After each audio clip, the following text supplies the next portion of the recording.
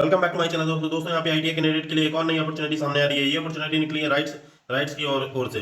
तो ये जो डिपार्टमेंट है भारत सरकार का प्रतिष्ठान है, यानी कि enterprise of government of India rights limited, ये मिनिस्ट्री ऑफ रेलवे के तहत आता है। ये यहाँ पे जो वैकेंसी निकली है वो अप्रेंटिसशिप के लिए वैकेंसी निकली हुई है। डेट आप देख सकते हैं यहाँ पे 17/11/2025 से आपका फॉर्म स्टार्ट हो गया। लास्ट डेट आप देख सकते हैं 5 दिसंबर रहने वाली है। तो आइए जान लेते हैं कौन कौन से ट्रेड वाले इसमें एलिजिबल रहने वाले हैं। तो सबसे पहले मैं आपको वैकेंसी बता दूं तो ट्रेड अप्रेंटिसशिप आईटीआई पास वालों के लिए यहाँ पे वैकेंसी टोटल 57 निकली हुई है। इसमें फुल टाइम वाले छात्र ही अप्लाई कर सकते हैं। पार्ट टाइम जिन्होंने आईटीआई की है वो अप्लाई नहीं कर पाएंगे। यहाँ पे आप देख लीजिए जो आपको स्टाइपेंड मिलने वाला बेहतरीन दोस्तों, 10,000 रुपये आपको स्टाइपेंड मिलने वाला। काफी सही स्टाइपेंड है दोस्तों। यहाँ पे नॉर्मली 6 से 7 हज़ार 8 हज़ार स्टाइपेंड दिया जाता है आईटीआई वालों को। यहाँ पे थोड़ा सा स्टाइपेंड में बढ़ोतरी की गई है, तो ये चीज़ अच्छी है कि छात्रों का खर्चा आसानी से चल जाता है। इस महंगाई में आपको मिनिमम 8 से 10 हज़ार रुपये खर्चा होता ही है। हालांकि ये सरकार का सही निर्णय है कि थोड़ा सा सैलरी ज़्यादा रखना, क्योंकि स्टाइपेंड अगर कम रहता है तो काफ़ी दिक्कत आती है। पैसे घर से भी मंगाने पड़ते हैं। फिलहाल ठीक ठाक ये पैसे दे रहे हैं, इससे आपका खर्चा चल जाएगा और आप अच्छे से तैयारी करने के लिए हमसे भी जुड़ सकते हैं अगर आप फीडर ट्रेड से हैं। तो फिलहाल आप देख लेते हैं कि हमारा कौन कौन से ट्रेड वाले एलिजिबल रहने वाले हैं। तो सबसे पहले मैं आपको ट्रेड बता देता हूँ। ट्रेड आपकी सिविल में टोटल 5 सीटें हैं, मैकेनिकल में 23 है, इलेक्ट्रिकल में 28 सीटें, अदर ट्रेड में 1 सीट निकली हुई है। टोटल सीटों की संख्या यहाँ 57 है। तो यहाँ पे अदर ट्रेड्स में है तो इसमें वेल्डर, फिटर, टर्नर, प्लम्बर सभी अप्लाई कर सकते हैं। यहाँ पे ये सभी ट्रेडों को मौका दिया उस एक सीट पे। तो सीटों की संख्या हालांकि थोड़ी सी कम है, लेकिन फिर भी अगर आप चाहें तो, अगर आपने अप्रेंटिसशिप नहीं की है तो अप्रेंटिसशिप बेहद जरूरी है, आपको कहीं से भी कर लेनी है, बस किसी भी तरीके से। तो अब आ जाते हैं एलिजिबिलिटी और सिलेक्शन क्राइटेरिया क्या रहने वाला है। दोस्तों यहाँ पे जो शॉर्ट लिस्टिंग की जाएगी वो मेरिट के आधार पे की जाएगी। तो ये basis of percentage of marks obtain in essential qualification applicable to respective trade, there will be no written test or interview. यहाँ पे रिटन टेस्ट और इंटरव्यू नहीं होने वाला है, केवल आपका मेरिट बेस पे यहाँ पे सिलेक्शन लिया जाएगा। तो मेरिट बेस पूरी तरीके से ट्रेड पे डिपेंड करेगी। तो ट्रेड में जितने अच्छे मार्क्स होंगे उस आधार पे आपका चयन किया जाएगा। अब यहाँ पे बताया हुआ है सेम सेम नंबर अगर सभी के रहते हैं तो एप्लीकेंट है जो ओल्डर एज यानी कि जिसकी एज ज़्यादा होगी उसको मौका दिया जाएगा। मिनिमम क्वालिफाइंग मार्क्स आप देख लीजिए 60% होना चाहिए जनरल ईडब्ल्यूएस का, 50% मार्क्स होना चाहिए एससी एसटी ओबीसी एनसीएल और पीडब्ल्यूबीडी कैंडिडेट का। तो 60% से ज़्यादा आजकल आईटीआई में सभी के होते हैं। तो ये जो मार्क्स हैं आपके आईटीआई में, ना कि 10th और 12th में। तो ये चीज़ में कंफ्यूज ना होइएगा, ये आईटीआई के मार्क्स के बारे में बता रहे हैं। अब variable essential qualification spice marks in honour subject subject consider eligible health the aggregate marks of all subject will be consider for eligibility. तो आईटीआई कैंडिडेट के लिए मैं स्पेशली बता रहा हूँ, उनके आईटीआई के मार्क्स यहाँ पे मेरिट में काउंट होंगे। तो essential qualification applicable to respective test shall be from recognised university. यहाँ पे अब आईटीआई वालों को छात्र को बता दो एनसीवीटी एससीवीटी होना चाहिए, दोनों ही छात्र यहाँ पे एलिजिबल रहने वाले हैं। तो यहाँ पे कोई भी दिक्कत की बात नहीं है।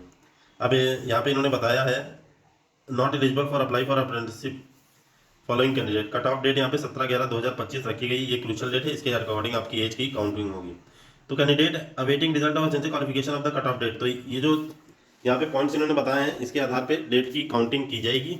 और यहाँ पे उन लोगों को अनएलिजिबल किया हुआ है जो छात्र के पास कट ऑफ डेट से पहले आपका एसेंशियल क्वालिफिकेशन होना चाहिए, जो कि 17 नवंबर से पहले का आईटीआई का सर्टिफिकेट आपके पास होना चाहिए। अगर नहीं है तो आप अप्लाई नहीं कर पाएंगे। कैंडिडेट जिनके 18 साल कंप्लीट नहीं हो वो भी अप्लाई नहीं कर सकते। कैंडिडेट हुआ अंडरगोन, जिन्होंने भी अप्रेंटिसशिप कर ली है वो अप्लाई नहीं कर पाएंगे।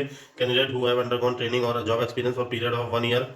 यहाँ पे जिनके पास job experience after attainment of essential qualification, मान लीजिए किसी ने एक्सपीरियंस के लिए कहीं काम कर लिया तो भी आप इसमें एलिजिबल नहीं है। तो ये चीज़ एक पॉइंट मुझे गलत लगा। फिलहाल ही कंपनी का डिसीजन है, मैं कुछ में क्या ही बोल सकता हूँ। तो ये चीज़ गलत है, क्योंकि अब मान लीजिए पैसे की जरूरत है, किसी ने कहीं काम कर लिया, अब आप उसको अप्रेंटिसशिप नहीं करने दे रहे हैं, ये चीज़ चलिए फिलहाल हम लोग कुछ नहीं कर सकते इसमें। The candidate completing the essential qualification of engineering non engineering degree diploma final semester prior to 17/11 I 5 years. यहाँ पे बोला है कि 17 नवंबर से पहले सारे क्वालिफिकेशन आपके पास होने चाहिए। In case of ITI there is no restriction in the year of attainment of essential qualification. यहाँ पे इन्होंने बताया कि 5 साल से पहले आपको डिप्लोमा बीटेक वगैरह कर लेना चाहिए, लेकिन ऐसा आईटीआई के लिए नहीं है। आपकी बैक पेपर लग जाता है तो उससे कोई मतलब नहीं है। अब 1 साल 2 साल वैसे किसका भी आजकल आईटीआई में तो नहीं लगता है, 1-2 ही लगता है। ऐसा नहीं है किसी का 2-3 साल बराबर खराब हो जाए, तो ऐसा नहीं होता है। तो नॉर्मल सी चीज़ें हैं ये सब। आईटीआई तो 2 साल का होता है, 2 साल में बच्चे कंप्लीट भी कर लेते हैं। तो हाउ टू अप्लाई में आ जाते हैं। तो कैसे आपको अप्लाई करना है, यहाँ पे साइट दी है। सबसे पहले आपको अप्रेंटिसशिप india.gov.in पे रजिस्ट्रेशन कर लेना है। रजिस्ट्रेशन में आपका पर्सनल डिटेल्स वगैरह भर लेना है। उसके बाद आपको ये साइट्स में एक रजिस्ट्रेशन नंबर आ जाएगा। उसके बाद आप साइट्स पे जाके यहाँ से साइट पे ये फॉर्म को फिल कर सकते हैं राइट्स का।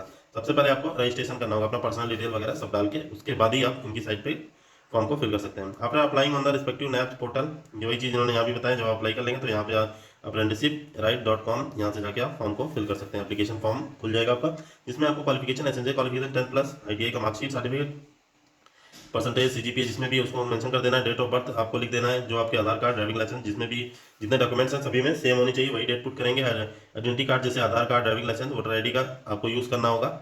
तो ये भी आपको लगने वाला है। नेक्स्ट आपका कास्ट सर्टिफिकेट लगने वाला है। तो कास्ट से बिलोंग करते हैं SC ST OBC NCL EWS, तो आपको यहाँ पे सर्टिफिकेट देने होंगे।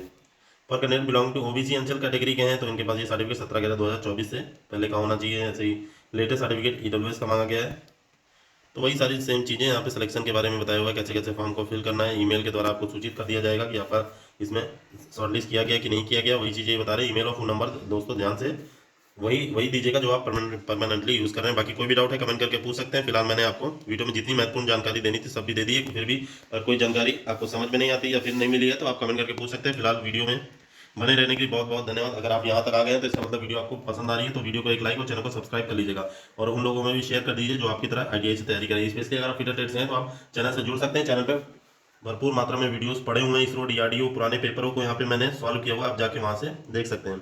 ये यहाँ तक कि UP आर्मिनल, दिल्ली मेट्रो, लखनऊ मेट्रो सारे पेपर पड़े हुए हैं, आप जाके वहाँ से चेक कर सकते हैं। और बाकी मैंने टॉपिक वाइज भी डिटेल में वीडियोस बनाई हुई है, आप जाके उसे चेक कर सकते हैं। चलिए मिलते हैं नेक्स्ट वीडियो में। ओके।